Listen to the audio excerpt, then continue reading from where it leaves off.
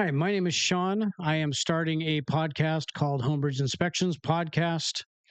This was not going to be my first episode. In fact, this is not the intro one. That one is coming up, but I came across something today that I really wanted to show everybody. I get to see a lot of cool stuff in this industry. I get to see a lot of troubling things as well. But often, in many cases, I'm talking to clients, I'm talking to family, friends, other real estate agents, just saying, hey, guess what I saw today? But I won't often get to show it or really talk about it and kind of broadcast the importance of a home inspection. Before I really dive into this, please everybody like, comment, share this, subscribe. I want to get this podcast up and rolling. Many people don't know that for quite some time I did have a podcast with a best friend. It was a political podcast, and we've kind of put that aside because of the chaos that seems to be in our world these days. And it was just becoming stressful and overwhelming. And I really wanted to focus talking about what I do because this is really my passion. This is something I really love doing. Today was an interesting find.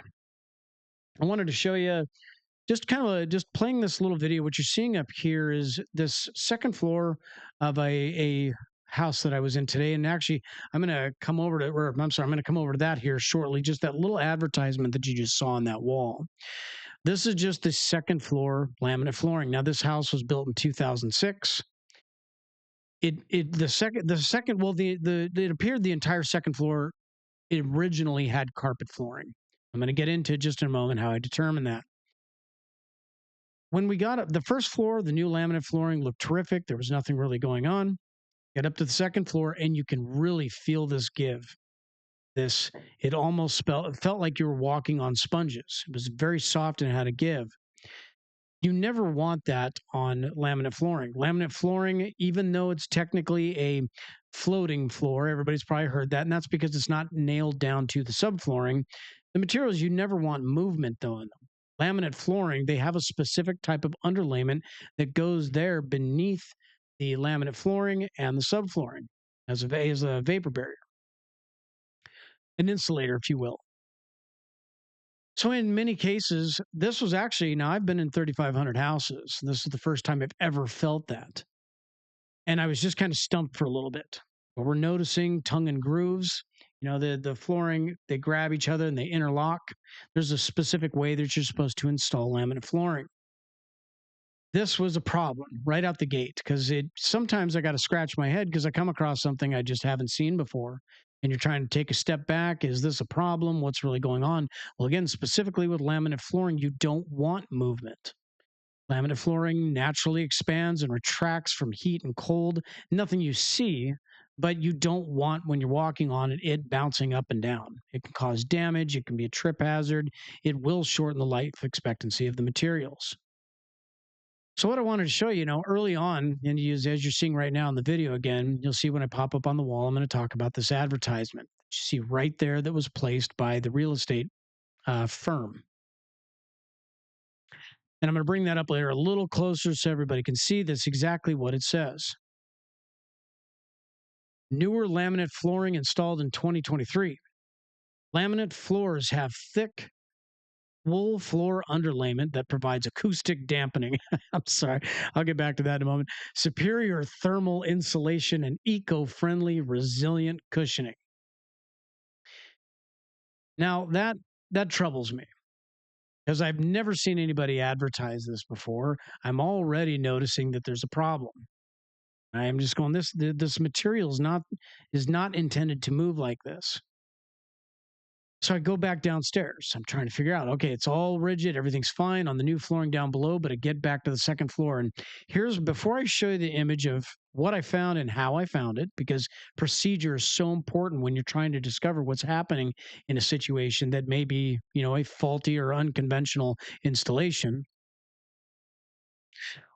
What I discovered is and many of you real estate agents that go into homes all the time and just to also for buyers, when you walk into a house and you look in every outlet, and if there's those little plug-in Glade or incense, those air fresheners, that's a red flag. It's often they're trying to hide something that's going on in the home.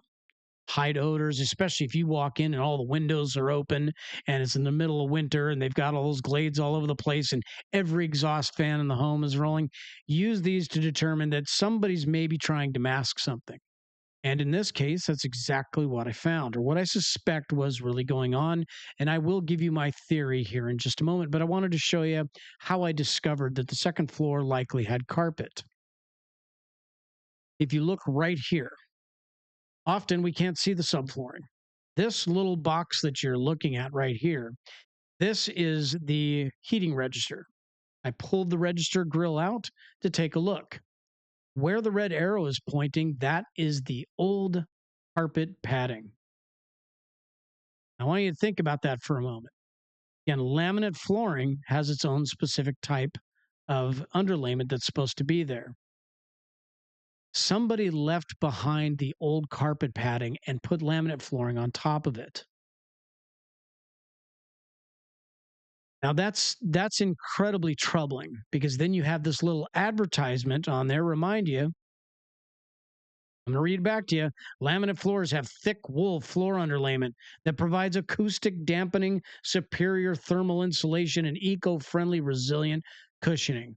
I got to tell everybody, forgive my friends, but that's absolute bullshit. And it's sad that they're misleading people like this.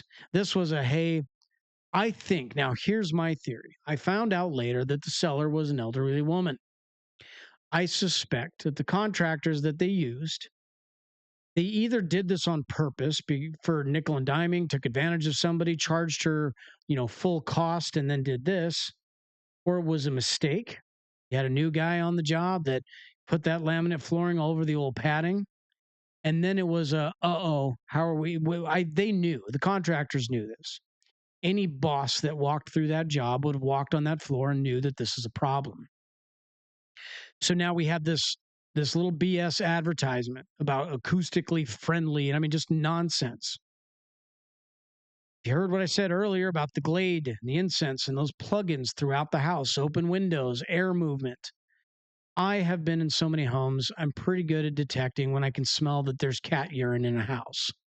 And I definitely noticed that when I got on the second floor. Now, in my job, I'm often having to put puzzle pieces together.